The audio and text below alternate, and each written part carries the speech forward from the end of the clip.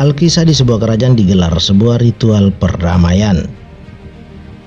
Ada sebutan khas untuk ritual ini dalam kerajaan itu. Namanya apa tuh? Para pegawai hingga rakyat di kerajaan tersebut selama sebulan lebih sibuk melakukan persiapan untuk menyukseskan ritual akbar ini. Motivasi raja untuk menggelar ritual perdamaian itu tak lain, ingin memulihkan keadaan kerajaan setelah ditinggal raja-raja sebelumnya.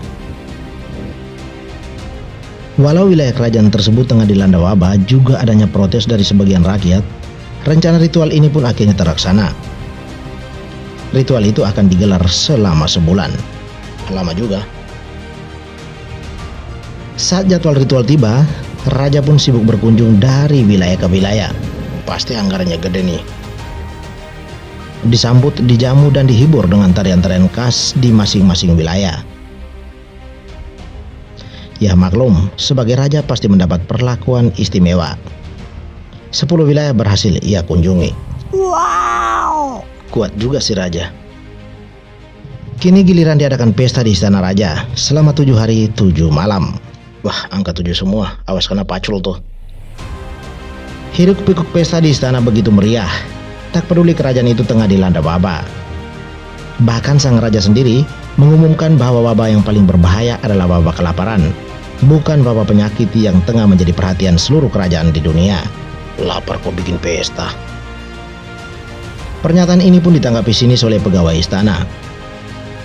Maklum, sudah 2 bulan lebih pegawai istana belum menerima upah dari sang raja. Nah, cakep tak serupa bikin.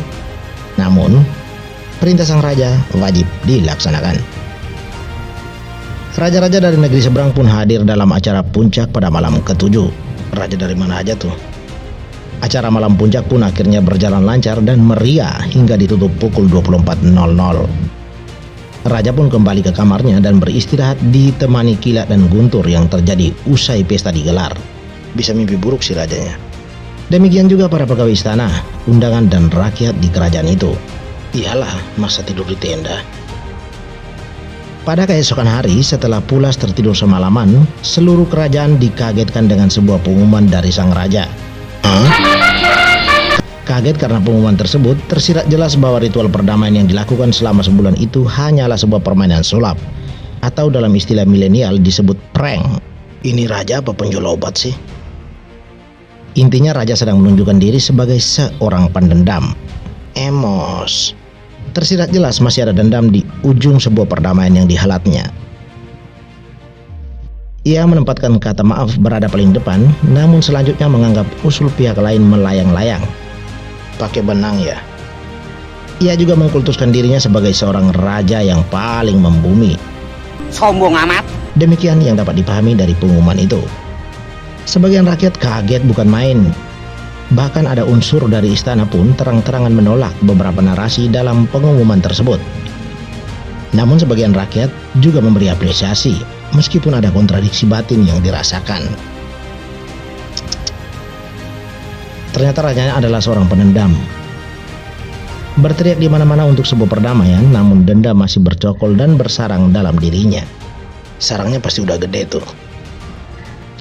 Anakku pun perlahan mengorok dan tertidur pulas setelah mendengar klimaks dari dongeng ini. Kebanyakan makan rendang tuh.